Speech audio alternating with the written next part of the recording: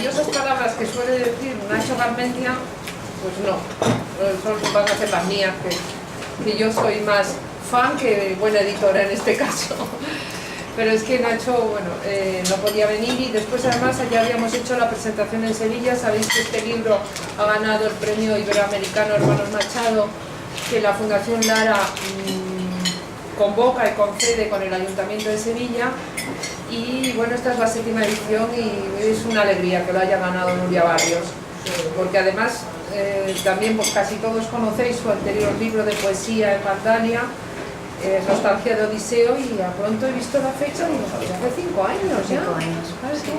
Que después, bueno, el tiempo pasa, que es una barbaridad, es un topicazo, pero no lo tenía como muy reciente, no pensé que había pasado tanto tiempo. Bueno, La luz de la dinámica. Vosotros todos sois expertos en poesía, os gusta, o sea que las preguntas, los temas del libro os lo voy a dejar a vosotros. Sí, os quería comentar que me impresionó mucho este poemario cuando lo leí la primera vez, porque además son temas que Nuria trata en todas sus vertientes literarias, y creo que además tiene cierta continuidad hasta con Nostalgia de Odiseo, ¿no? El ser humano, es la infancia, es la vida, cómo va transcurriendo, el amor, la muerte. Estaba en Nostalgia de Odiseo completamente también el enfoque, cada uno. Y después, como todos habréis visto, porque me imagino que ya muchos lo habréis leído, hay un juego literario, infantil, de rememoranza de las canciones infantiles, que me parece uno de los logros más estupendos de este libro. Sabéis que está dividido en 3 partes, pero yo prefiero que un poco lo habléis con Nuria, que sea un diálogo con vosotros. Y bueno, yo solo tengo que decir que como sigas así, tengo que reeditar el libro dentro de nada, porque tenemos muy poco stock ya. O sea, estoy encantada. Hombre, acaba de colocarse, pero bueno, me hace mucha ilusión, y creo que si sigue al ritmo que está saliendo de ventas, pues tendremos que reeditar, vamos, en 1 o 2 semanas unos pocos más de ejemplares, porque la verdad es que ha tenido muy buena acogida. La acogida vuestra ya la veo, y también en Sevilla, y seguiremos promocionándolo porque merece la pena. Además es un premio que nos gusta mucho en la Fundación. Tiene un nombre de los hermanos Machado, como habló Nuria en la presentación en Sevilla, que bueno, como que te guía un poco hacia una poesía, ¿no? una excelencia. Y te dejo con ellos, con los compis, porque como ella también es periodista, pues bueno, tenéis la complicidad también, yo creo, de la parte profesional. Y si quieres decir un poco algo del libro, que te vayan preguntando, lo que tú quieras. Bueno, si quieres, muchas gracias a todos por venir. Solamente por hacer mención al premio. Bueno, primero quiero decir que el premio a mí me ha hecho muy feliz, pero ya el hecho de estar publicada en Vandalia, el formar parte del catálogo de Vandalia, eso ya es un premio, porque esta colección de poesía que están haciendo la Fundación Lara es una joya. El premio a los hermanos Machado tiene además otro guiño que mencionaba ahora Ana, y es que los hermanos Machado dieron mucha importancia a la sabiduría popular, a las leyendas, las canciones, la historia oral, las coplas, y todo eso venía aprendido de su padre, que era el gran Demófilo, que es uno de los expertos más importantes en folclore popular español y en flamenco. Yo ese eco de la sabiduría popular lo busqué en el poemario, mediante el uso de las canciones y los cuentos infantiles. También en el uso de los mitos, que son otra forma de sabiduría popular. Y ese recurso, el recurso a canciones, a cuentos, a mitos, apareció de repente se presentó como una herramienta muy poderosa para romper las estructuras de una visión estática y tranquilizadora del mundo que es con la que nos movemos. Si a eso además, a ese recurso, se unía la capacidad que tiene la poesía para ir a lo esencial y desde allí evocar el universo, el resultado era muy potente y muy perturbador. Y yo eso precisamente fue lo que busqué en el poemario. Que como ha dicho Ana, bueno, el poemario habla de la infancia, habla del amor, habla de la muerte, de las 3 etapas de la vida, aunque en La luz de la dinamo aparecen descolocadas, aparece primero el amor, luego aparece la infancia, luego la muerte, porque de esta manera quedaba todavía más subrayado el hecho de que las barreras que separan estas 3 etapas son muy frágiles, el hecho de que el amor y la muerte ya están presentes en la infancia, eso se ve muy bien en el cancionero infantil o los juegos infantiles, y también el hecho de que la infancia y el amor también anidan en la muerte. El poemario tiene un ritmo circular y ese ritmo circular aparece ya en el guiño del título. La luz de la dinamo hace referencia a la luz que produce la bicicleta cuando uno pedalea y esa naturaleza circular también viene modulada por la melodía reiterativa de las canciones infantiles. Y bueno, básicamente con esto termino. Yo lo que quería con esta estructura circular, lo que quería era traer al lector, llevar al lector a un espacio donde la vida se alimenta igual de luz y de sombras, de claridad y de oscuridad. Y bueno, básicamente los cuentos ahora y me encantaría que me preguntarais. Bueno, como prólogo y sin afán de indiscreción, estos 5 años en que mares y en que islas, cual odiseo has andado perdido. Pues después de Nostalgia Odiseo escribí un libro de relatos que se llama 8 centímetros, donde, bueno, curiosamente es un libro donde el amor y el dolor van de la mano. A mí esa unión de amor y dolor me ha interesado mucho, la he tratado a lo largo de toda mi obra, pero donde más claramente se manifiesta es justamente en ese libro de relatos, en 8 centímetros. Y cuando empecé a escribir, a continuación, cuando empecé a escribir este libro de poemas, La luz de la dinamo, de repente me di cuenta de que estaba trabajando, estaba caminando, estaba andando en el camino que ya había iniciado con 8 centímetros.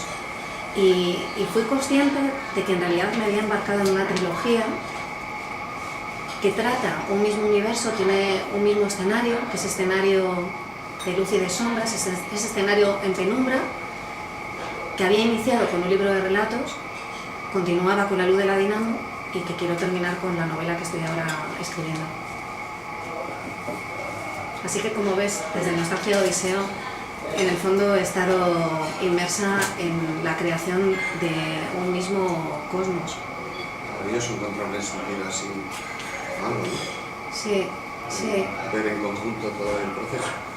Bueno, para trabajar a mí me resulta muy útil. Yo, una vez que encuentro el cauce, trabajo mucho mejor, porque me resulta mucho más fácil no perderme, no extraviarme, no divagar. Y el cauce con 8 centímetros ya estaba dibujado. Ahora, el camino todavía me queda un largo camino, hasta que termine la novela. El flamenco tiene un papel importante en relación a Demófilo, sobre todo. Bueno, en el caso de Demófilo, en este caso, yo he acudido más a lo que son la historia oral, lo que son los cuentos, las leyendas. Pero bueno, yo soy muy aficionada al flamenco y en el flamenco, en las coplas flamencas, hay una musicalidad que está muy emparentada con el ritmo de los cuentos infantiles, porque tanto el flamenco como los cuentos o las canciones infantiles tienen un proceso de maduración anónimo, van pasando de boca a boca y cada nueva lengua es como si limara las impurezas, limara lo que no suena bien, lo que no funciona, Y al final, en ese proceso anónimo de paso de boca a boca, el producto final es intachable, es intocable, es perfecto. Y eso está presente también en las coplas flamencas. Y yo creo que es precisamente por ese carácter anónimo, porque lo anónimo al final es el producto del trabajo de muchas personas, de muchos creadores.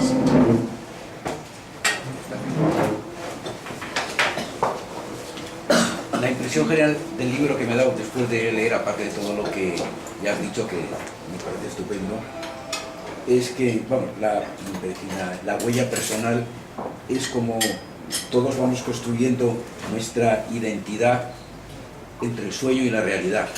Y el libro está lleno de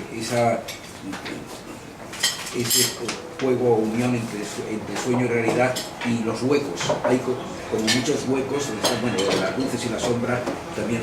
Y luego también la idea de despojamiento, en que la muerte, como ha dicho una compañera, está presente también unida a la vida y nos va poco a poco despojando, ¿no? No sé si tú estarás de acuerdo, sobre todo esta relación entre el sueño y la realidad, donde vamos construyendo nuestro ser sin saber exactamente bien, ¿no? Sí, cuando comentaba antes que lo que quería era llevar al lector a un espacio en penumbra, ese espacio en penumbra puede ser perfectamente ese espacio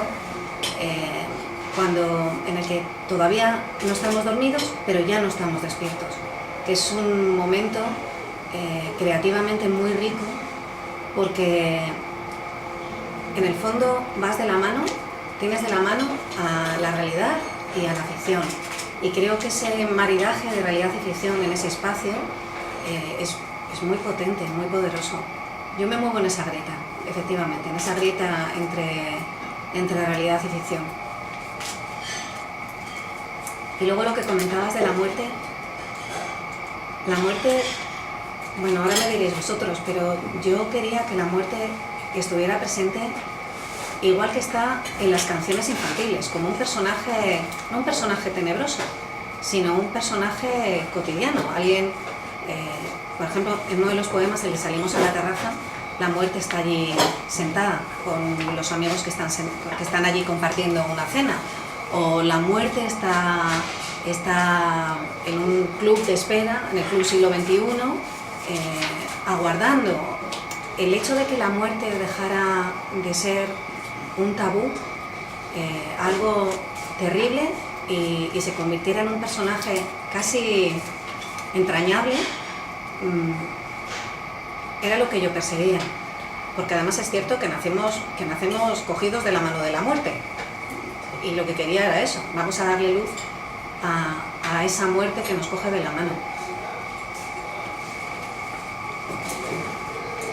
¿Qué hay de tu infancia, Nuria, en los poemas? Hay mucho de tu infancia, son canciones que las cantabas y que las has vuelto a recordar. ¿Cómo te han venido a la cabeza? Cuando yo era niña canté esas canciones sin darme cuenta del trasfondo que tenían. Y con el paso del tiempo, a mí el saber popular, lo que decía antes, ¿no? Los mitos, las canciones, las leyendas, llegó un momento en el que me di cuenta que tenían un trasfondo, que hablaban, que tenían insinuadas tantas cosas tan poderosas, de las que yo no había sido consciente, pero que estaban allí, y que bastaba simplemente detenerse a pensarlo para que empezaran a salir a la superficie. Si las canciones infantiles, lo que decía antes, si las canciones infantiles han sobrevivido, es porque son mucho más de lo que parecen. Porque sin darnos cuenta, estamos hablando, al cantarlas jugando, estamos hablando de la muerte, estamos hablando del abandono, estamos hablando del castigo, y eso es lo que las hace tan poderosas, y además hace que continúen, que uno sienta esa fascinación hacia ellas y permanezcan. Y yo lo que he hecho simplemente, yo las tenía ahí como una semilla, y de repente la semilla ha germinado, y creo que voy a seguir trabajando por ahí, en ese terreno, mucho tiempo. Qué bien. Perdón, pasa un poco con los cuentos clásicos, lo que pasa es que todo se ha, no sé, el otro día escuché una palabra, disneyficado todo, me parece que toda la vida el lobo feroz se comía Caperucita, y ahora ya no se puede decir, pero no te da, hombre, te daba susto, pero no era una cosa terrorífica, ahora todo es tan políticamente correcto, ya parece que los niños hay que meterlos en una urna de cristal, y en las canciones es un poco lo mismo, ¿no? Sí, además las canciones tienen... Hay algún poema, por ejemplo, de los poemas, El cocherito leve, por ejemplo, en el que se ve muy claro. Yo el cocherito leve lo he partido, bueno, he creado otros versos, pero es la canción del cocherito leve, y lo he partido para jugar al mismo tiempo con la aparente inocencia de la canción y ver lo bien que se une con una realidad mucho más perversa. No crea ninguna disonancia. En realidad lo que asombra de esa combinación es que funcione tan bien, sea tan sencillo que algo tan inocente dé paso a algo tan perverso. Y si es así es porque lo perverso ya está metido dentro de lo inocente. ¿Y tienes momentos de poesía, momentos de novela o los vas mezclando en tu vida, a día? ¿Estás escribiendo una novela y te sale un poema? ¿O están más estancados, más encasillados en el tiempo? Yo ahí sí que suelo separarlo. Ahí sí que las barreras son mucho más firmes de lo que decía antes. Es cierto que el ritmo es muy distinto y salir de un género, salir de un ritmo, una forma de contar a otra, hace luego muy difícil volver a lo anterior. Así que si yo me interrumpo, si estoy escribiendo poesía, escribo poesía, si estoy escribiendo la novela, estoy escribiendo la novela. Lo que van surgiendo de repente son ideas, de repente intuiciones, que eso sí que bueno, lo voy apuntando para cuando pueda ponerme a trabajar sobre ello. Además tienes un trabajo al año que es la novela de Banville, que te cae todos los años una novela de John Banville. Sí, el prolífico Banville. Ella es traductora de John Banville, entonces si no es Banville es Benjamin. Y ahí me pasa exactamente igual. Yo cuando me pongo a traducir no hago otra cosa más que traducir, porque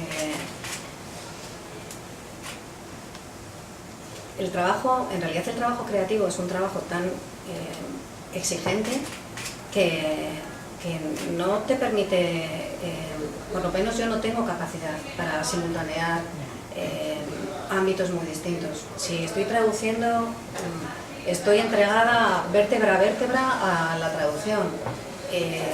Si estoy escribiendo poesía, no puedo estar haciendo otra cosa, porque el mundo gira, las palabras, todo gira en torno a aquello en lo que estoy trabajando. La pérdida y la ausencia también están, yo creo, muy presentes en el libro, ¿no? Y luego el deseo de amar y de que exista amor, incluso con la conciencia desde el primer momento de que ese amor va a terminar de alguna manera, es decir, que tiene sus días contados, pero a pesar de eso, la apuesta es por el amor también, ¿no? Sí, antes le comentaba a Esther, que se acaba de ir, que nosotros somos seres deseosos de felicidad, pero programados para la infelicidad. Y evidentemente uno se entrega siempre al amor en busca de la felicidad, sabiendo que probablemente no va a ser posible, pero con toda la ilusión del mundo en que esta vez sí va a ser real. Bueno, es parte del encanto, probablemente eso es lo que le da también la intensidad. Yo he llegado tarde y no sé, entonces he preguntado el título. ¿Qué he escrito? ¿Por qué el título Porque el título, todos los que hemos montado en bicicleta por la noche, sabemos perfectamente, identificamos perfectamente la luz que proyecta la dinamo, que es una luz muy temblorosa, muy tenue, muy vulnerable, y tiene un efecto muy mágico porque uno avanza en la oscuridad creando, a través del propio esfuerzo, creando un túnel de luz, pero vas abriendo el túnel de luz y progresivamente vas dejando atrás y a los lados la oscuridad. Es como si vas alternando luz y oscuridad, y me parecía que creaba el ambiente para todo lo que yo iba a contar a continuación. En realidad, La luz de la Dinamo yo creo que fue la puerta para todo el poemario.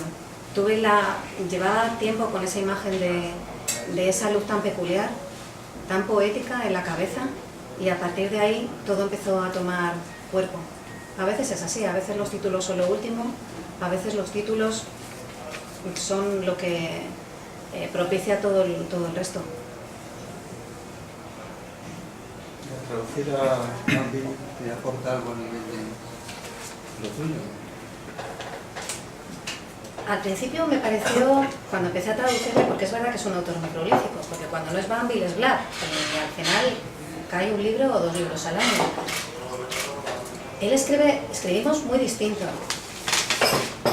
Y al principio aquello, ver que éramos tan distintos, me agradó, porque cuando tienes que meterte tan dentro de la obra de otro autor, corres el peligro también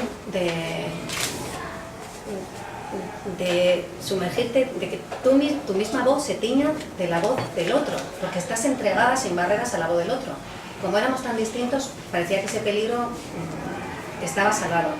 Pero con el paso del tiempo, y después de muchos libros traducidos, me doy cuenta de que efectivamente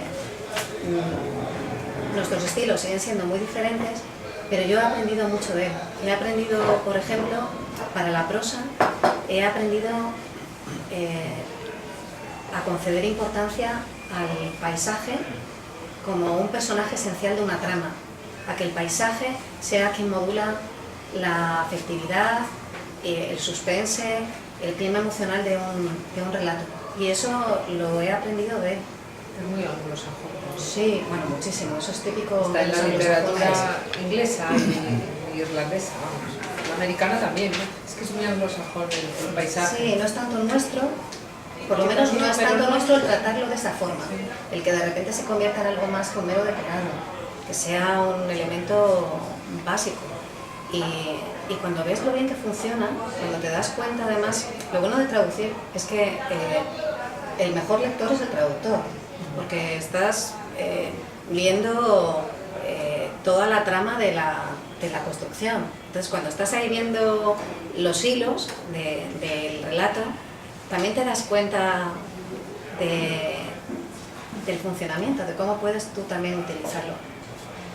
No, para mí Bambi ha sido un regalo, ¿eh? Estoy muy contenta de haberme encontrado con él. Y él está encantado, ¿eh? Eso lo digo yo ya. Creo que está encantado contigo, ¿no? Sí, eso me dice. ¿Pero lo elegiste tú o te eligieron? Me eligieron a mí, me eligieron a mí. Me imagino que como escritora está más cerca de Bambi que de Black, ¿no? No te creas, porque yo creo que lo que le ha pasado a Bambi es que como escribe mucho más Black que Bambi, porque Bambi escribe a lo mejor una novela cada 3 años, cada 4, pero escribe un Black cada año y a veces 2 Black al año, aunque no se le publique aquí 2 al año, no se les distancien un poco las publicaciones.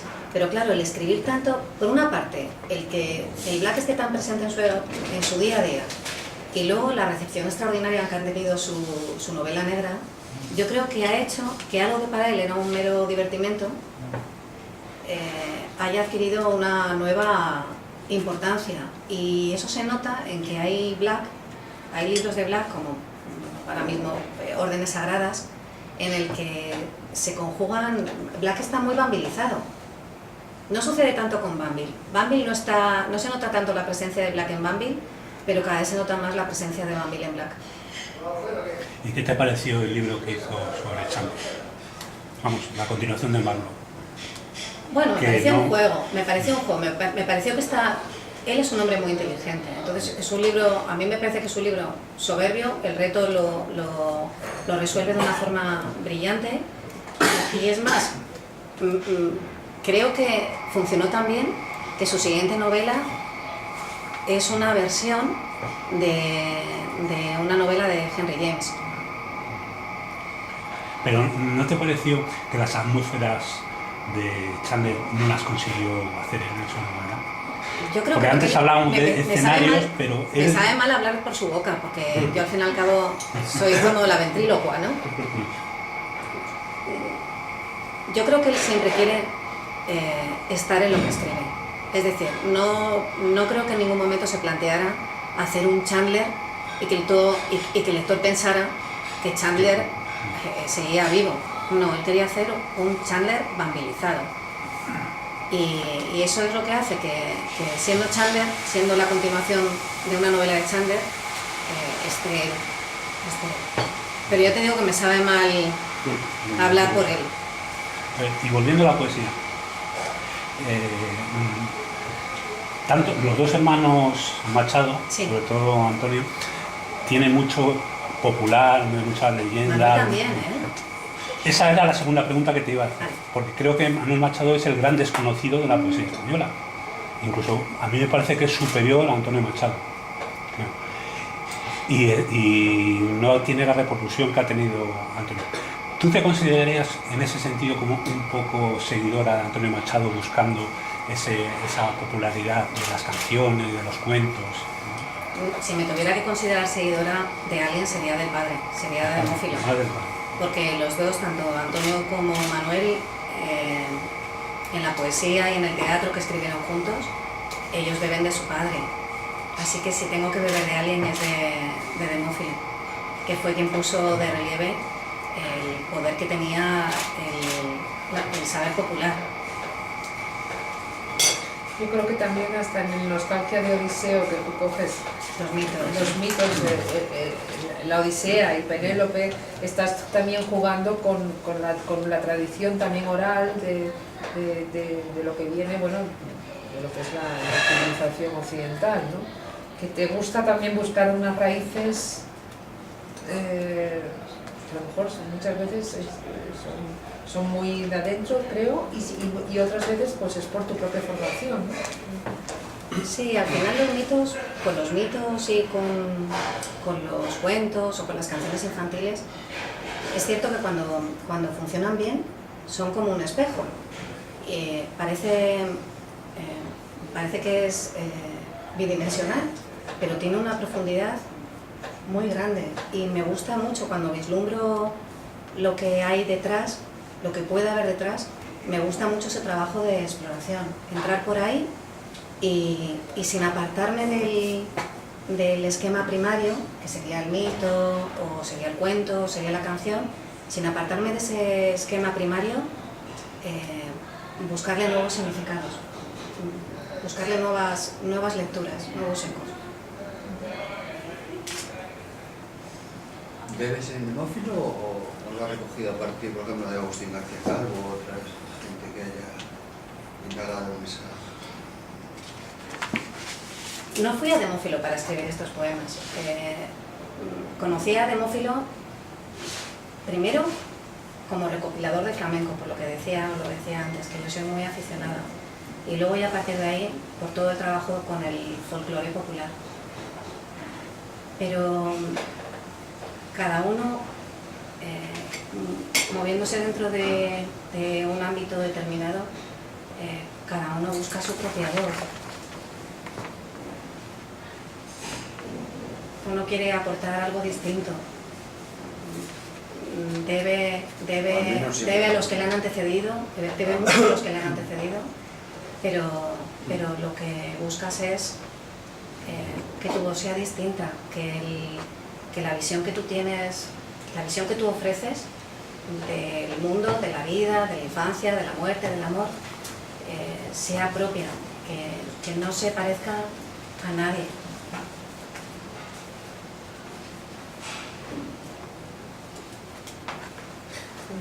¿Ves uno? Sí. ¿Queréis? Sí. Mira, quería hacer... Sí. Voy a cogerlo Yo quería de... pedirte uno. Ah, Sí, sí, sí. sí. ¿Te lo Pues quieres tú pedir? ¿Peticiones del oyente o que elija ella?